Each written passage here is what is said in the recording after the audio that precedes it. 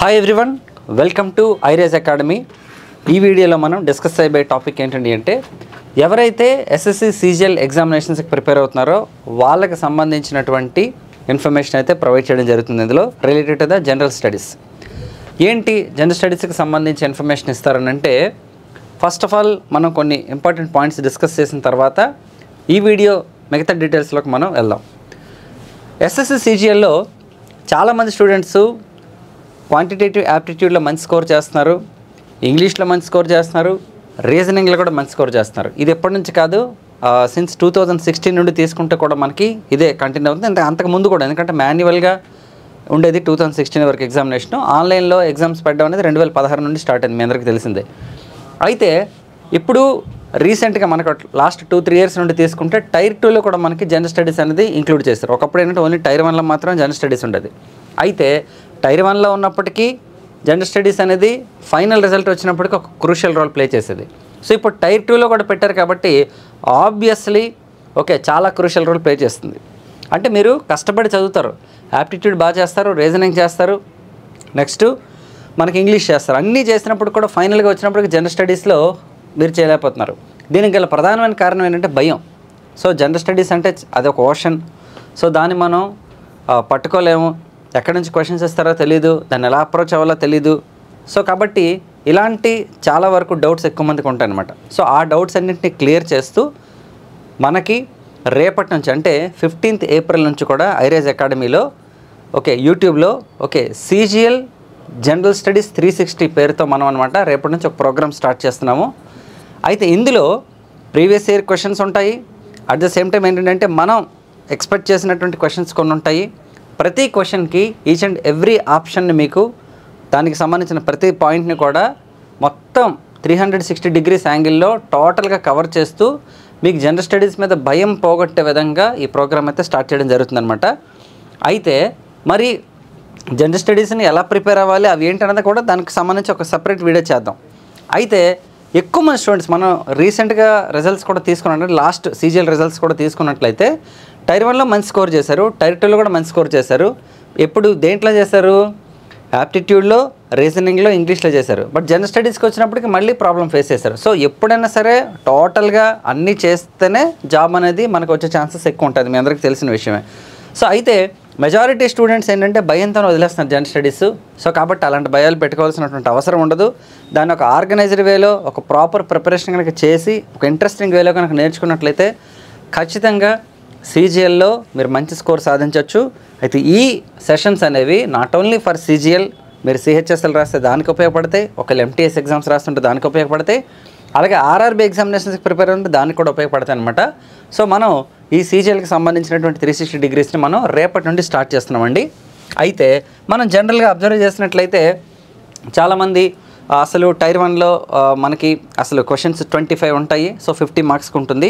అలాగే టైర్ 2కి వచ్చినప్పటికి వచ్చేసి మనకి అరౌండ్ వచ్చేసి ఇక్కడ మనం తీసుకున్నట్లయితే 75 అంటే 25 క్వశ్చన్స్ ఉంటాయి, కాకపోతే 3 మార్క్స్ ఉంటుంది, అక్కడ వచ్చేసి 2 మార్క్స్ ఉంటుంది అనమాట యాక్చువల్లీ. సో చూసారు ఎంత క్రూషియల్ అంటే ఆల్మోస్ట్ మీకు 125 మార్క్స్ జనరల్ స్టడీసే బేస్ అయ్యింది అనమాట యాక్చువల్లీ.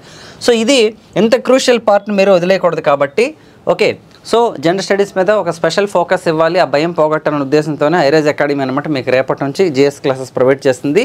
ప్రస్తుతానికి ఒకవేళ ఎవరైనా ఆఫ్లైన్లో రావాలని అనుకుంటే ఆల్రెడీ ఒక బ్యాచ్ రన్ అవుతుంది. అండ్ నెక్స్ట్ వీక్ అంటే ఆల్మోస్ట్ మనం తీసుకుంటే ఈరోజు 14th కాబట్టి 21st నుంచి కూడా ఆఫ్లైన్లో కూడా ఎక్స్క్లూజివ్ జనరల్ స్టడీస్ బ్యాచ్ కూడా స్టార్ట్ అవుతుంది అనమాట.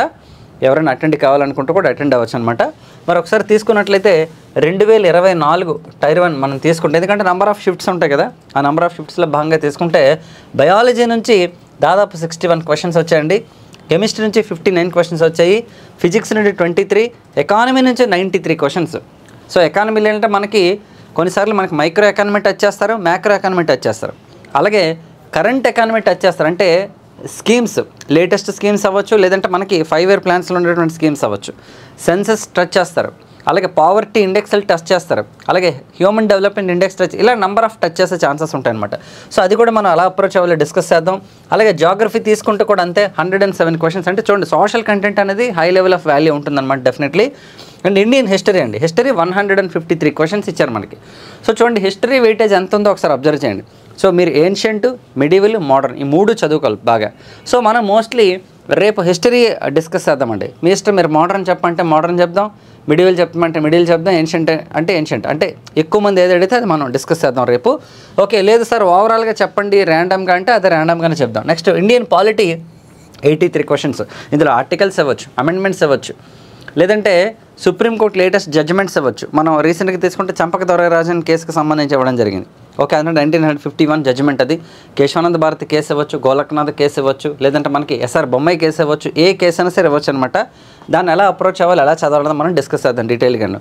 ఓకే, నెక్స్ట్ డాన్సెస్ అంటే స్టాండర్డ్ జీకేకి సంబంధించి తీసుకుంటే చూడండి, ఇక్కడ మీరు మోస్ట్ ప్రాబబుల్లీ ఫోకస్ చేయాల్సినటువంటి subjects history, polity, geography, economy, general knowledge and current affairs. ఈ 6టితో పాటుగా ఒకవేళ మీరు ఫుల్ ఫ్లెజ్డ్ కమాండ్ ఉంటుంటే you can go for science.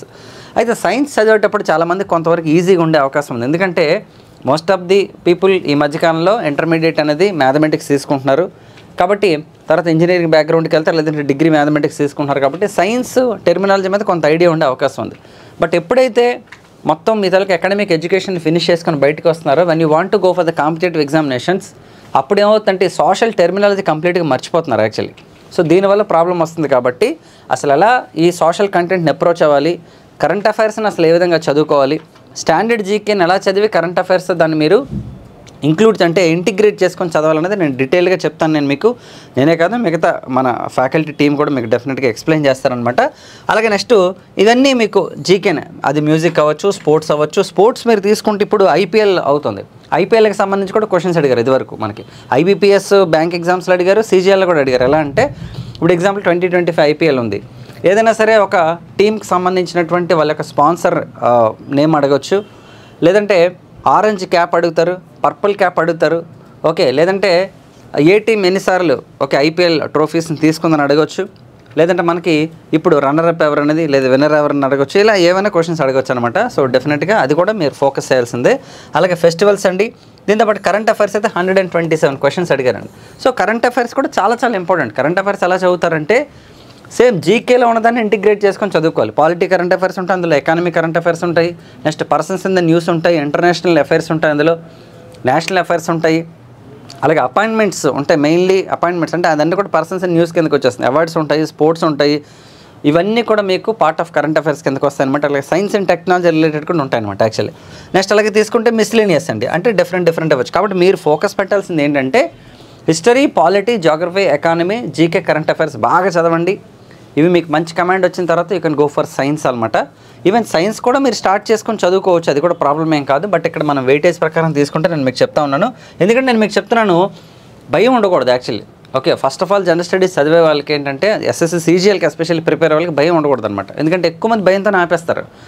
ఎందుకంటే ఇప్పుడు జనరల్గా మనం తీసుకుంటే యాప్టిట్యూడ్ తీసుకున్నారనుకోండి, ఏదైనా సరే ఒక టాపిక్ చదువుకుంటే అందులోంచి ఖచ్చితంగా క్వశ్చన్ ఇస్తాడని గ్యారంటీ ఉంటుంది. రీజనింగ్ తీసుకున్నంత, ఇంగ్లీష్ తీసుకున్నా సరే అంతే. బట్ జిఎస్కి వచ్చినప్పటికీ ఒక్కొక్క సబ్జెక్ట్ చదవాలి. అక్కడైతే ఒక్కొక్క టాపిక్ చదవాలి యాప్టిట్యూడ్లో, ఎక్కడైతే ఒక్కొక్క సబ్జెక్ట్ చదవాలన్నమాట. సో ఒక సబ్జెక్ట్ మొత్తం చదివితే 2-3 క్వశ్చన్లు వస్తాయన్నమాట. అయితే ఇక్కడ మీరు గమనించాల్సిన విషయం ఏంటంటే, ఒకవేళ మీరు హిస్టరీ సబ్జెక్ట్ మొత్తం చదివినా, పాలిటీ సబ్జెక్ట్ మొత్తం చదివినా వచ్చే నష్టమే ఉండదు. ఎందుకంటే మీకు కమింగ్ డేస్లో if you want to go for UPSC అది ఖచ్చితంగా హెల్ప్ అవుతుంది, లేదా స్టేట్ గవర్నమెంట్ ఎగ్జామ్స్కి రాయాలనుకుంటే స్టేట్ గవర్నమెంట్కి హెల్ప్ అవుతుంది. కాబట్టి జనరల్ స్టడీస్ అనేది ఎట్టి పరిస్థితుల్లో నెగ్లెక్ట్ చేయకూడదు. ఓకే, మీకు మంచి నాలెడ్జ్, అలాగే పేపర్ చదువుతున్న మీకు అండర్స్టాండ్ అవ్వాలి అంటే జిఎస్ మీద మంచి కమాండ్ ఉండాలి. సో కాబట్టి అలా కమాండ్ వచ్చే విధంగా మనం రేపటి నుంచి కూడా మనం చెప్తామండి. మరి టైర్ 2లో ఒకసారి తీసుకుంటే 2024లో biology 5 questions, chemistry 5 questions, physics 4, economy 7, geography 9, history 7, polity and current affairs 5, 8. ఇక్కడ మొత్తం టోటల్ 50 క్వశ్చన్స్. ఓకేనండి, ఇక్కడ మనం అబ్జర్వ్ చేసినట్లయితే టైర్ 2లో షిఫ్ట్స్ తక్కువ ఉంటాయి. ఎందుకంటే టైర్ 1లోంచి క్వాలిఫై అయిన వాళ్ళు మాత్రమే టైర్ 2 రాస్తారు కాబట్టి. బట్ ఎనీవేస్ టైర్ 1 అయినా సరే, టైర్ 2 అయినా సరే ఖచ్చితంగా జనరల్ స్టడీస్ స్టార్టింగ్లోనే మీరు కనుక స్ట్రెంగ్త్ పెంచుకుంటే మీకు బాగుంటుంది. సో ఒకవేళ ఆఫ్లైన్ బ్యాచెస్లో కనుక మీరు రావాలని అనుకుంటే అక్కడ అడ్వాంటేజ్ ఏంటి అంటే డైరెక్ట్ మీకు క్లాసెస్ అవుతాయి, మీరు డైరెక్ట్గా సార్ చెప్పే క్లాసెస్ వినొచ్చు, అది నేను అవ్వచ్చు, మిగతా ఫ్యాకల్టీ అవ్వచ్చు, రన్నింగ్ నోట్స్ రాసుకోవచ్చు, ఎగ్జామ్స్ రాసుకోవచ్చు. ఓకే, మీకు వేరియస్ బెనిఫిట్స్ ఉంటాయి. అట్ ది సేమ్ టైం ఏంటంటే యూట్యూబ్లో కూడా మీకు రెగ్యులర్గా వీడియోస్ అనేవి వస్తూ ఉంటాయి అనమాట. ఇలా కావాలంటే అలాగా, అలా కావాలంటే అలాగా. ఓకేనండి, సో కాబట్టి మీరు అన్ని సబ్జెక్ట్స్ మీద ఫోకస్ పెట్టండి. కమింగ్ డేస్లో నోటిఫికేషన్ వచ్చే ఛాన్స్ ఉంది, అండ్ అలాగే 3-4 మంత్స్లో ఎగ్జామ్ కూడా అయిపోతుంది. కాబట్టి ఓకే, మీకు డెఫినెట్గా ఈ సెషన్స్ అనేది హెల్ప్ అయ్యే అవకాశం ఉంటుందన్నమాట. సో కాబట్టి మన ఐరేజ్ అకాడమీకి సంబంధించిన యూట్యూబ్ ఛానల్ని సబ్స్క్రైబ్ చేసుకోండి.